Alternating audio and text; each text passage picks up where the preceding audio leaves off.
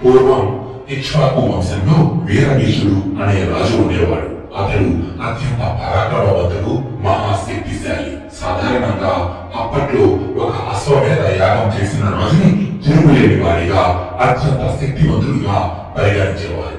అలాంటిది ఈ వీరభీషుడు 1000 అశ్వమేధ యాగాలు, 100 రాజసూయ యాగాలు చేసి బ్రహ్మలోకానికి వెళ్లి అక్కడ దేవతలు ఋషులతో సహా బ్రహ్మదేవుణ్ణి సేవిస్తున్నాడు. అయితే ఓసారి బ్రహ్మలోకకు అప్సరసులు సైతం అసూయ పడేటటువంటి అందంతో, వజ్రం కన్నా ప్రకాశవంతమైన తేజస్సుతో తెల్లటి వస్త్రాలు ధరించి ఒక కన్య బ్రహ్మసభలోకి అడుగుపెట్టింది. ఆవిడే గంగాదేవి. అయితే గంగాదేవి సభలో ఉండగా ఒక్కసారిగా గాలి బలంగా వీచింది. దానితో గంగాదేవి యొక్క చీర కొంచెం పైకి ఎగిరి ఆమె తొడలు కనబడుతున్నాయి. అప్పుడు వెంటనే ఆ సభలోని దేవతలు, ఋషులు, మిగిలిన వాళ్ళందరూ తమ తలలు పక్కకు తిప్పుకున్నారు. కానీ ఒక్క వీరభీషుడు మాత్రం ఆసక్తిగా గంగాదేవి వైపే చూస్తున్నాడు. ఇది గమనించిన బ్రహ్మదేవుడు కోపంగా వీరభీషుడి వైపు చూస్తూ, వీరభీష అని గట్టిగా ఆ సభ మొత్తం దద్దరిల్లేలా అరచి, పవిత్రమైన ఈ సభను నీ చూపులతో అపవిత్రం చేశావు. కాబట్టి దీనికి శిక్షగా నువ్వు భూలోకాన ఒక మానవ వనిత గర్భాన జన్మిస్తావు అని శపించాడు. తన తప్పు తాను తెలుసుకున్న వీరభీషుడు బ్రహ్మదేవుని క్షమాపణ కోరుతూ, మహాత్మా, నేను చేసింది తప్పే. దానికి ప్రాయశ్చిత్తంగా మీరిచ్చిన శాపాన్ని మనస్ఫూర్తిగా స్వీకరిస్తున్నాను. కానీ నాదొక చిన్న విన్నపం. భూలోకాన ప్రతీపుడు అనే పుణ్యాత్ముడికి పుత్రుడిగా జన్మించేలా నాకు వరాన్ని ప్రసాదించండి అని కోరాడు. దానికి బ్రహ్మదేవుడు, నీవు కోరుకున్నట్టుగానే జరుగుతుంది అని ఆశీర్వదించాడు. కొంతకాలానికి బ్రహ్మవాక్కు ప్రకారం హస్తినాపురానికి రాజైన ప్రతీపుని భార్య సునందకు వీరభీషుడే శంతనుడిగా జన్మించాడు. శంతనుడు పెరిగి యుక్త వయసుకు వచ్చిన తరువాత శంతనుడిని హస్తినాపురానికి రాజుగా పట్టాభిషిక్తుని చేసి ప్రతీపుడు రాజ్యాన్ని వదిలిపెట్టి తపస్సు చేసుకోవడానికని అడవులకు వెళ్లిపోయాడు. శంతనుడు ప్రజల శ్రేయస్సే పరమావధిగా మార్చుకుని రాజ్యపాలన చేస్తున్నాడు. అతని పాలనలో హస్తినాపురం సిరి సంపదలతో, అష్టైశ్వర్యాలతో తొలతూగుతూ ఉంది.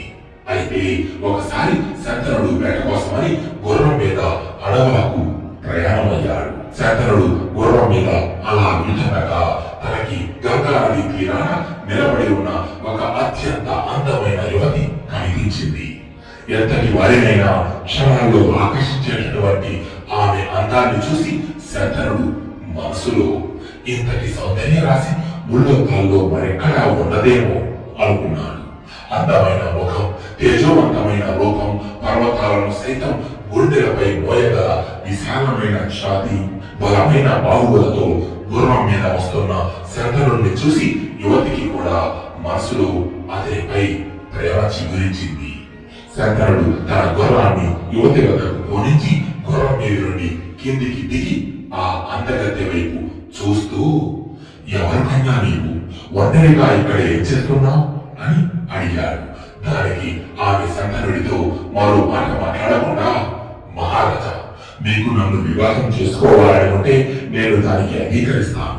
కానీ నాది ఒక చిన్న నియమం. మనకి వివాహం జరిగిన తరువాత నేను ఏం చేసినా నాకు అడ్డు చెప్పకూడదు, ప్రశ్నించకూడదు. ఒకవేళ అలా ప్రశ్నిస్తే లేదా అడ్డుపడితే ఆ క్షణమే మిమ్మల్ని విడిచి వెళ్ళిపోతాను అని చెప్పింది. ఇది విన్న శంకరుడికి తన తండ్రి అయిన ప్రతీపుడు తనతో చెప్పిన మాటలు గుర్తుకు వచ్చాయి. ప్రతీపుడు శంకరుణ్ణి హస్తినాపురానికి యువరాజుని చేసిన తరువాత తాను తపస్సు చేసుకోవడానికని బయలుదేరి గంగా నది తీరాన తపస్సులో కూర్చుంటాడు. అప్పుడు ప్రతీపుడిని చూసిన గంగాదేవి ఒక దివ్య కాంత రూపాన్ని ధరించి తపస్సు చేస్తున్న ప్రతీపుడి దగ్గరకు వెళ్లి అతని కుడి తొడ మీద కూర్చుంటుంది. వెంటనే కనులు తెరిచిన ప్రతీపుడు తన తొడపై కూర్చున్న ఆ కాంతను చూసి ఆశ్చర్యపోయి, ఎవరు నువ్వు, నా తొడపై ఎందుకు కూర్చున్నావు అని అడుగుతాడు. బదులుగా ఆ కన్య ప్రతీపుడితో, నేను జండా మహర్షి పుత్రికనైన జాహ్నవి, నేను మిమ్మల్ని వివాహం ఆడాలి అనుకుంటున్నాను అని అంది. అది విన్న ప్రతీపుడు ఆ కన్య వైపు చూస్తూ, అమ్మ, నాకు ఇదివరకే వివాహం జరిగింది. నేను నా భార్యకు తప్ప వేరొకరికి నా మనసులో చోటు ఇవ్వలేను. పైగా నీవు నా కుడి తొడపై కూర్చున్నావు. మగవాడి ఎడమ తొడపై కూర్చునే అర్హత తన భార్యకు ఉంటుంది. కుడి తొడపై కూర్చునే అర్హత తన పిల్లలకు లేదా కోడలికి మాత్రమే ఉంటుంది. కాబట్టి నీవు నా కుమారుడిని వివాహమాడు అని అంటాడు. దానికి ఆమె అంగీకరించి అక్కడి నుంచి వెళ్ళిపోతుంది. తరువాత ప్రతీకుడు సంతనుడి వద్దకు వచ్చి జరిగినదంతా చెప్పి, సంతన, నేను ఆ యువతికి ఇచ్చిన మాట ప్రకారం నీవు ఆమెను వివాహమాడాలి అని అంటాడు. దానికి సంతనుడు సరేనంటాడు. కానీ ఆమెను ఎలా గుర్తించడం అని ప్రశ్నిస్తాడు. అప్పుడు ప్రతీకుడు, ఆమె నీకు గంగా నది తీరాన కనబడుతుంది. ఆమెను చూసిన వెంటనే నీకు తెలియకుండానే నీ మనసు ఆమె పట్ల ఆకర్షించబడుతుంది. ఆమె ఏం చెప్పినా కాదనకుండా ఒప్పుకొని ఆమెను వివాహమాడు అని అంటాడు. తండ్రి చెప్పిన ఆ కన్య ఈవిడి అయి ఉంటుందని గ్రహించిన సంతనుడు గంగాదేవి చెప్పిన నియమాలకు అంగీకరించి ఆమెను అత్యంత వైభవంగా వివాహం చేసుకుంటాడు. ఇలా వివాహమైన సంవత్సరానికి వీరిద్దరి ప్రేమకు గుర్తుగా గంగాదేవి గర్భాన ఒక మగబిడ్డ జన్మిస్తాడు. ఆ బిడ్డను చూసిన సంతనుడి ఆనందానికి అవధులు లేవు. తన వంశ వారసుడు హస్తినాపురానికి కాబోయే యువరాజు జన్మించాడని ఆ బిడ్డను చూసి ఆనందంతో పరవశించిపోయాడు. కానీ ఆ సంతోషం ఎక్కువ సమయం నిలవలేదు. గంగాదేవి ఆ బిడ్డను తీసుకుని సరాసరి గంగానది ఒడ్డుకు వచ్చి శంతనుడు చూస్తుండగానే ఆ బిడ్డను ఆ నదిలో పడవేసింది. అది చూసిన శంతనుడు నిర్ఘాంతపోయాడు. తన గుండెల్లో ఒక్కసారిగా వేల అగ్ని పర్వతాలు పేలినంత పనయ్యింది. అప్పటి వరకు శంతనుడి పదవులపై ఉన్న చిరునవ్వు చెదిరిపోయింది. మనసంతా విషాదంతో నిండిపోయింది.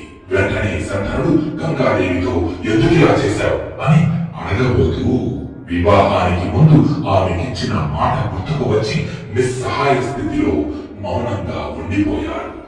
ఆ తరువాత మళ్ళీ గంగాదేవి గర్భాన ఒకరి తర్వాత ఒకరుగా 6 బిడ్డలు జన్మించారు. వాళ్ళందరినీ కూడా గంగాదేవి అలాగే నదిలో పడేస్తుంది. ఇదంతా చూస్తున్న శంకరుడు తన ముందే తన పిల్లలందరూ చనిపోతున్న గంగాదేవిని అడ్డగించలేక ఎదురు చెప్పలేక లోనే కుమిలిపోతున్నాడు. ఇలా ఉండగానే గంగాదేవి కడుపున 8వ బిడ్డ జన్మించాడు. శంకరుడికి భయం మొదలైంది.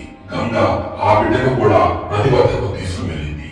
కానీ నదిలో తన 8వ బిడ్డను పడేయబోతుంటే అది చూస్తున్న శంకరుడు సహించలేక గట్టిగా ఆగు అని అరచి, ఎందుకు చేస్తున్నావు? పుట్టిన 7 బిడ్డల్ని ఇలాగే నదిలో పడేసి చంపావు.